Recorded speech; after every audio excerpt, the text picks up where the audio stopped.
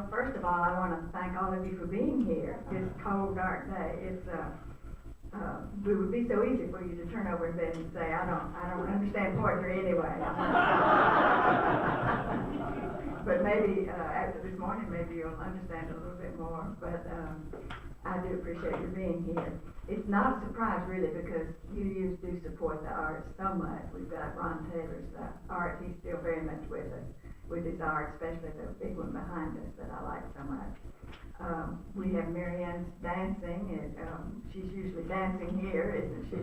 So we've got other arts, and the music I wouldn't begin to know where to start. The youth notes do a wonderful thing, and the piano we've got Joanne and Ed and Kenta, and just the individual instruments that we have, Matt with his banjo, and Roger Dalton with his, and all of you. Well, Greg Roberts is a good one, and Matt Durham, and I could just go on and on with the people who have individual instruments that share with us. This morning we're going to look at poetry and some of the Unitarian values there. The principle 3 that we've got in our principles over here on the wall and in our hymn book says, quote, a free and responsible search for meaning and truth. That's one of our principles, and so that's what poetry does. It searches for meaning and truth. And brave people like you who search on through discomfort, that you find things that are discomfortable for you until you find something that works for you personally. So that's why and Greg Roberts, I mentioned your name, so I'm glad you're in here as one of our contributions to music. Thank you. And so looking for poems that are especially qualified as Unitarians, I decided this morning to read a couple of quotations by Shakespeare and some poetry by Wendell Berry and Mary Oliver and William Butler Yeats. And I hope you don't mind if I read a few of my own poems too. I do know them best. The final version of my new book came out recently, so that's one reason I wanted to bring those. My poems qualify as Unitarian because I've been a Unitarian all of my adult life. I'd like to do a spiritual journey sometime, just tell you how all of that came about, but that's another program. First of all, let me read then 3 short ones of my own Unitarian poems.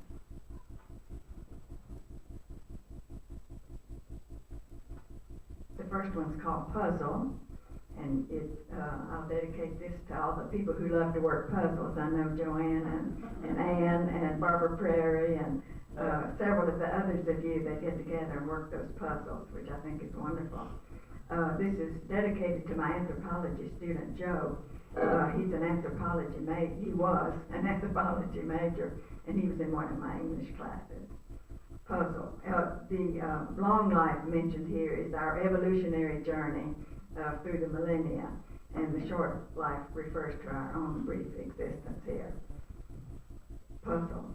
Trying to make meaning of this our long life, fitting together pieces of the puzzling struggle.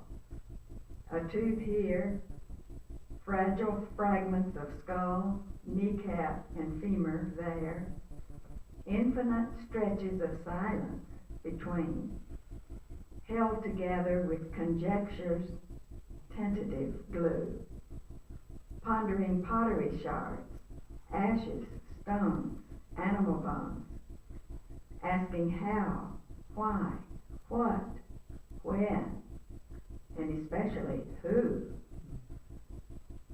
Trying to make meaning of this our brief lives. Are we more than the sum of our bones?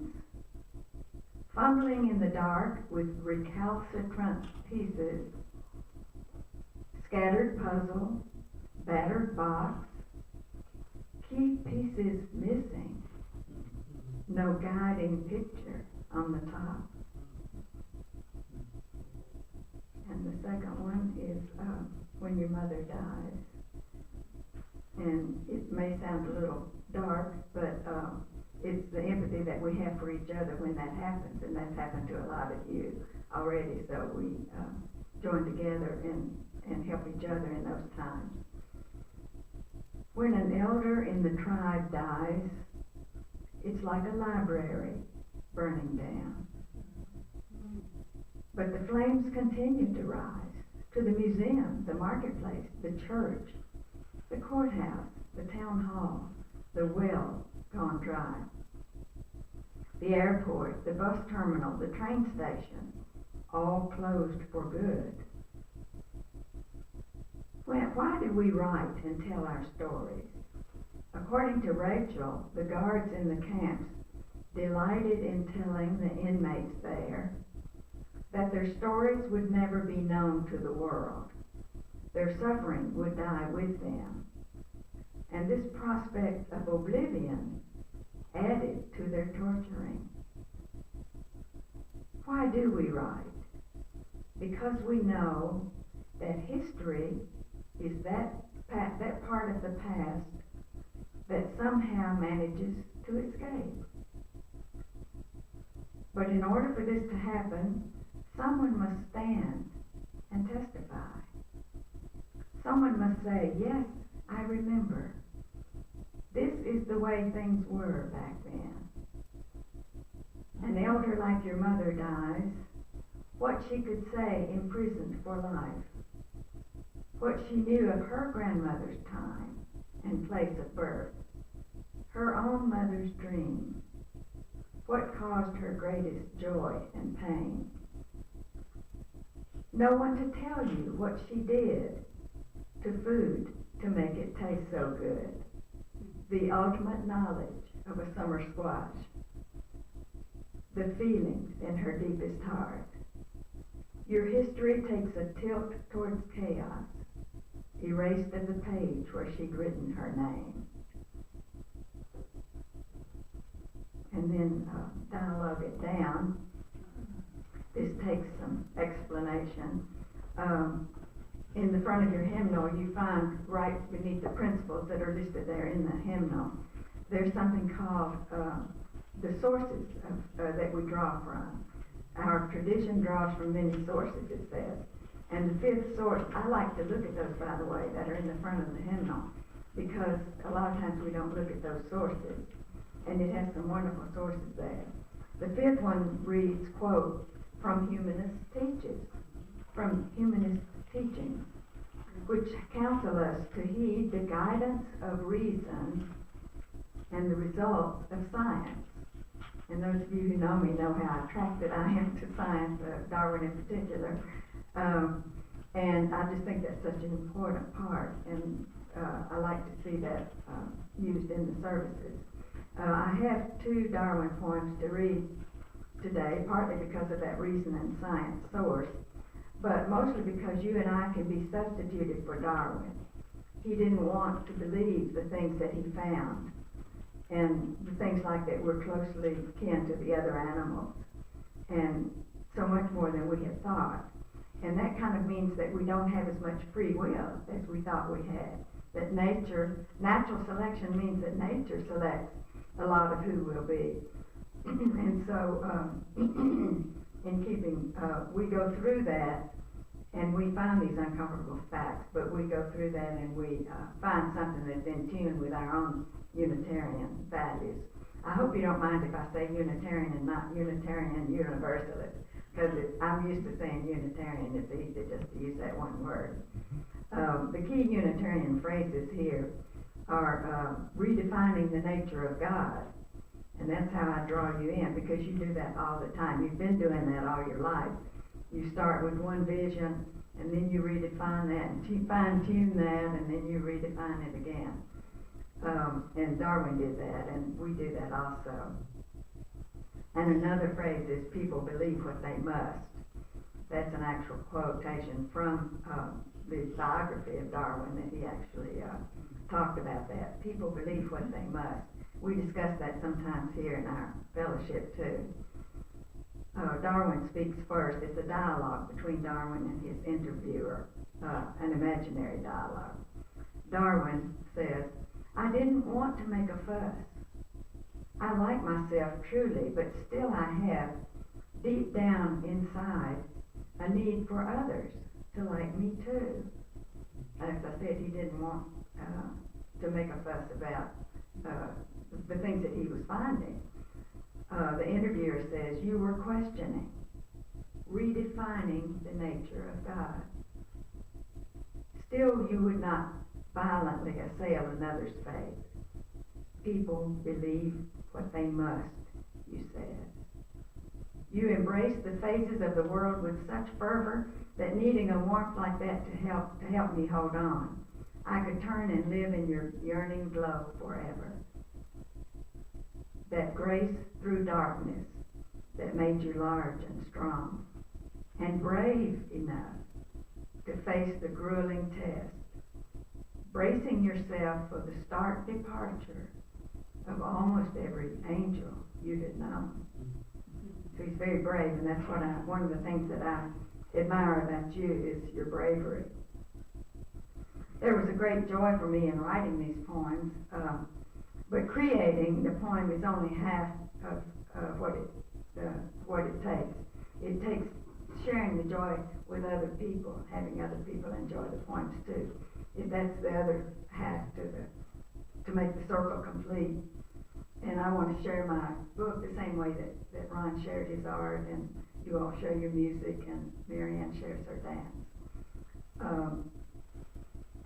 Matt Pianalto was so kind to, where did he go? Yeah, down here. To ask me to bring a copy of my book this morning, and he said he wanted to buy a copy and have me sign it. So I brought several copies. I thought maybe other people might want to think about that too. I'm selling them at the low cost at $5, and of that $5 I'll give $3 back to the fellowship, because you've been so encouraging and supportive of my work.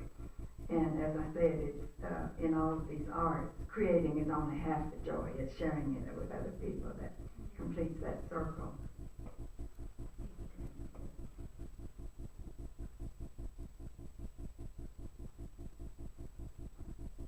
Shakespeare wanted to share his poetic plays with others, and that's why he put them out to the public. And he still speaks to me personally after 500 years. All of his plays and sonnets are very Unitarian in them, very way that he perceives the world. And their poetry too, you might say, oh, that's drama, that's not poetry, but drama, where Shakespeare was poetry, it's all blank verse, it all has 5 beats to the line. And of course he did sonnets too, and they're the traditional English sonnets. I'll read a couple of these rhyming couplets at the end of 2 Shakespeare sonnets. The first is sonnet number 73. It says, that time of year thou mayest in me behold, that's the name of it. And the body of the sonnet starts with the description of the springtime in our lives when we're young, and then the sonnet goes down to autumn when the leaves have fallen. And something beautiful there, he describes the trees as, quote, bare ruined choirs where late the sweet birds sang. A wonderful metaphor about trees that have lost their leaves. And then he goes on to the winter of our lives as we grow older. And the rhymed couplet at the end reads, quote, this thou perceivest, which makes thy love more strong, to love that well which thou must leave ere long. This thou perceivest that makes thy love more strong, to love that well which we must leave ere long. What could be more Unitarian than that, to love and appreciate every moment of life? I know that goes with Jack's Buddhism, and with all of us, that we embrace that. The world, loving the world of nature, and especially the people in it. The second Shakespeare sonnet, sonnet 29, is called When in Disgrace with Fortune and Men's Eyes. And it's about how he sometimes envies some of the other people in his life, those with more talent, he says.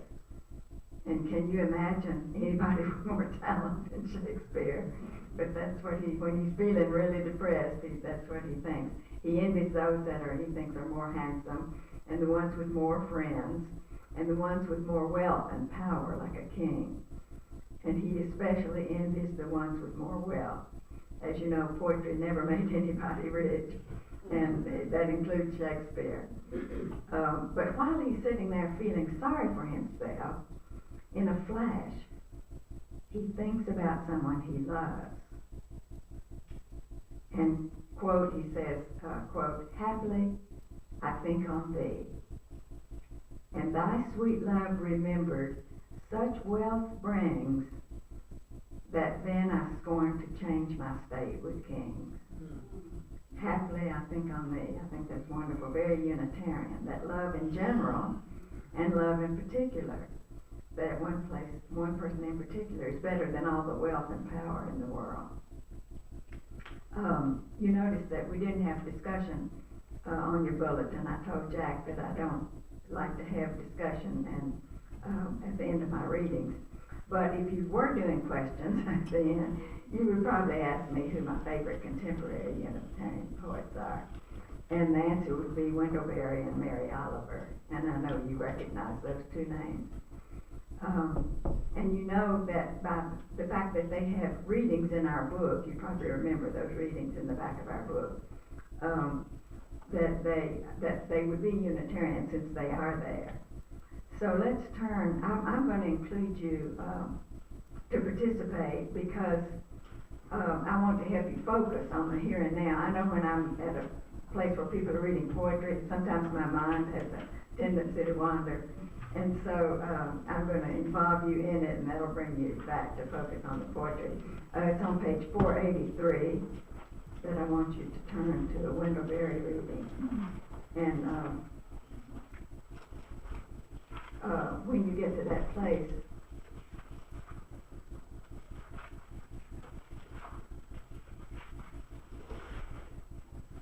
be sure and hold your finger in that place after we read the Wendell Berry reading, because we'll be going back to those pages again. Let's all read this together. When despair to the world grows in me, and I wake in the night at the least sound in fear of what my life and my children's lives may be, I go and lie down where the wooddrake rests in his beauty on the water, and the great heron feeds. I come into the peace of wild things, who do not tax their lives with forethought or grief. I come into the presence of still water, and I feel above me the daylight stars waiting with their light. For a time I rest in the grace of the world, and am free. And you might say, oh, that's prose, that's not poetry. But for one thing, poetry, if it's beautiful language and uses metaphors, we call that poetry. But another is when you find this in the Mary Oliver reading, if you find them in the poetry books, they're lined up as shorter lines as poetry. Poetry too, we have prose poems. And I know you're as proud as I am that Wendell Berry is a native Kentuckian, and yet he's internationally known. His poetry and fiction and his poetic nonfiction, can anybody tell me what his nonfiction is about?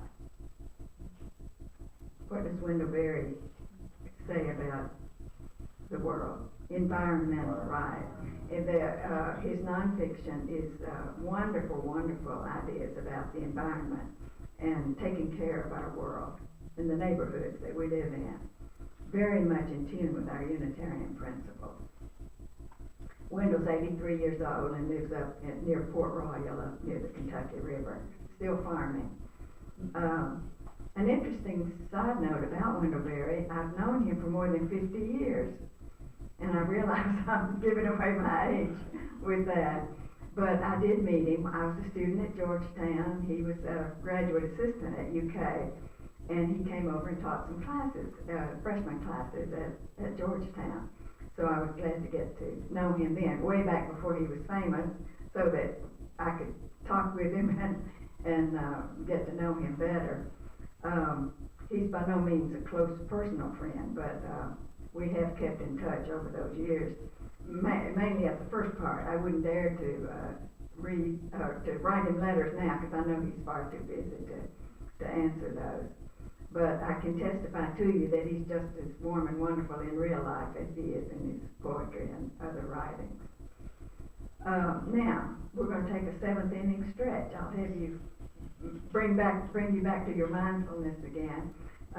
we're going to read Mary Oliver's poem as a responsive reading, and that's on 490. It's just across the page from Wendell Berry's reading 490. And I'll read the first part, and you read the italics. And it does extend over to the next page. But it's called Wild Geese. You do not have to be good. You do not have to walk on your knees for 100 miles through the desert repenting. You only have to let the soft animal of your body love what it loves.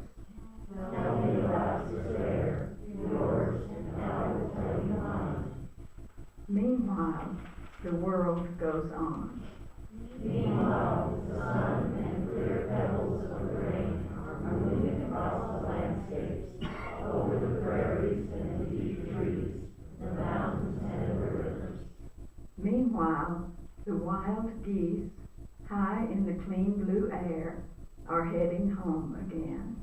Wherever you are, no matter how lonely, the world offers itself to your imagination, calls to you like the wild geese, harsh and exciting, over and over, announcing your place in the family of things. Your place in the family of things.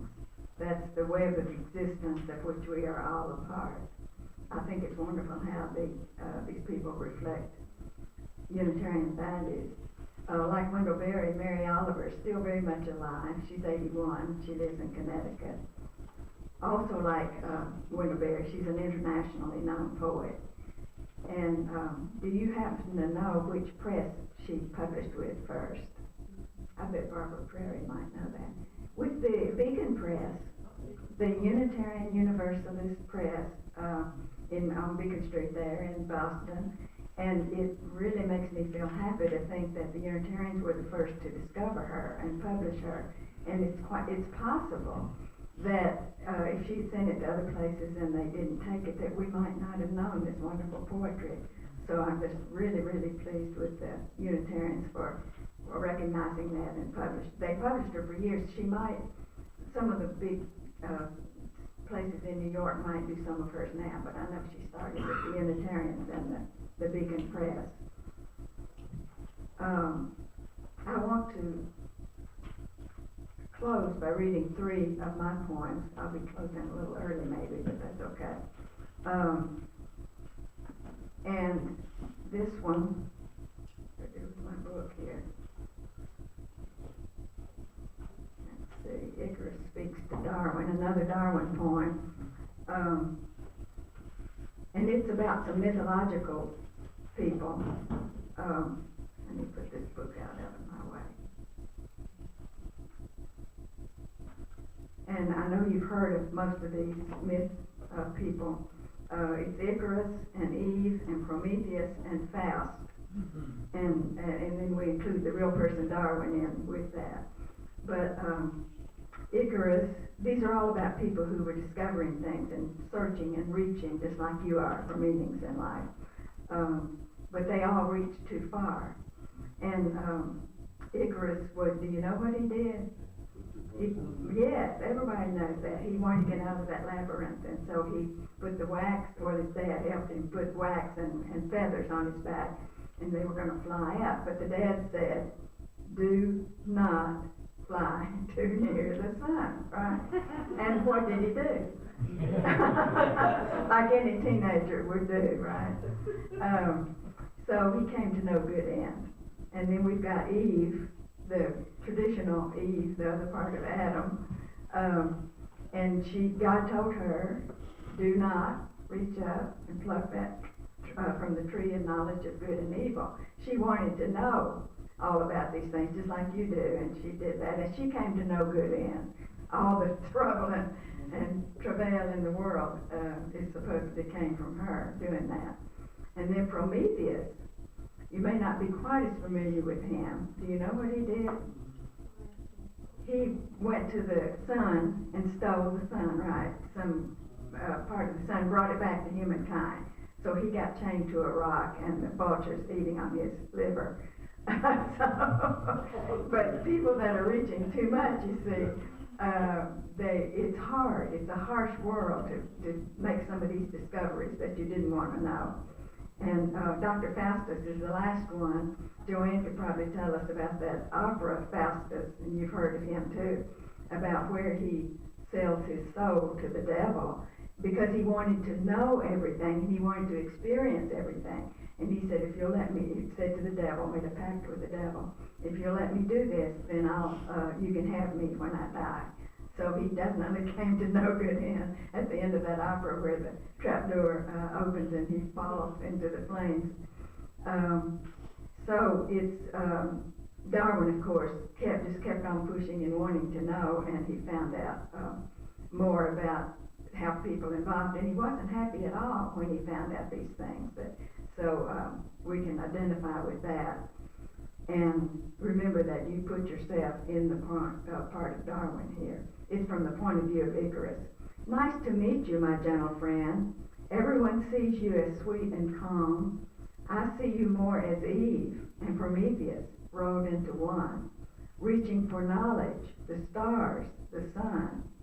Like Faust and me, the lust to explore, to experience it all, and to experience it now.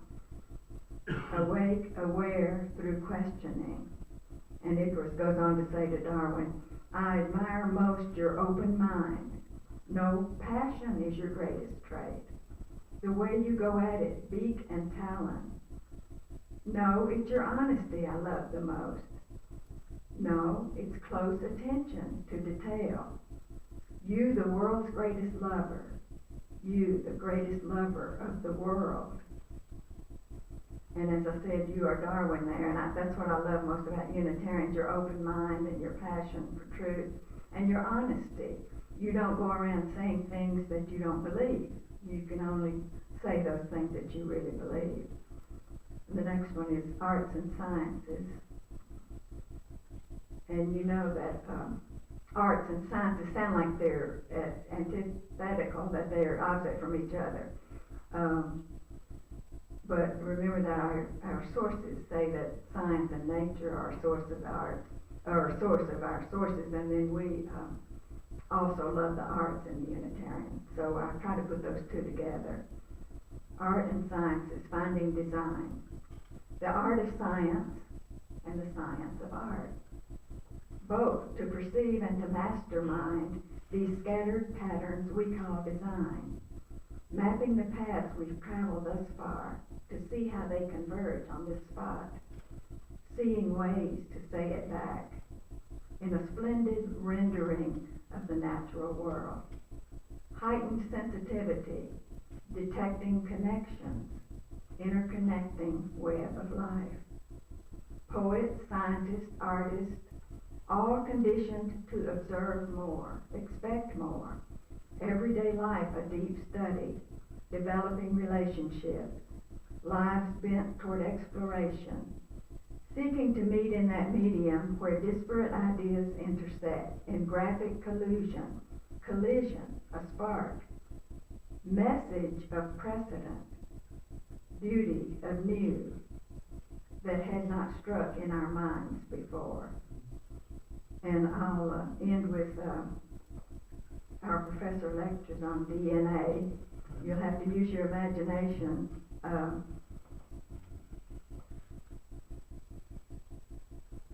Because I put Bill and me back in the classroom at Georgetown way back when, and you'll just have to pretend that we're there in the science lecture and the professor's talking about DNA.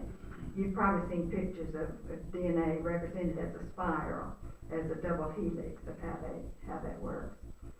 Stanza 1, keeper of the keys of life, the double helix, the twin spiral, the essence of the molecule.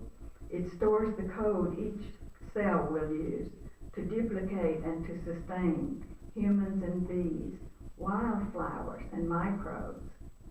Here lies the gentle genetic code which urged my eyes to blue, which painted the peacock's feathers iridescent and cracked the lilacs into bloom.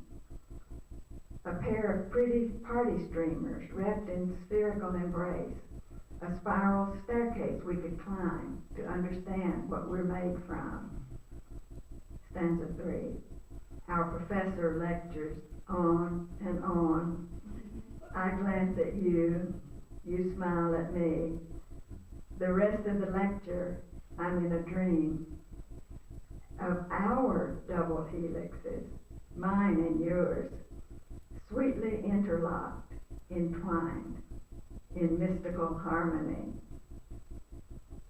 So I want to say thank you for being so responsive and attentive this morning.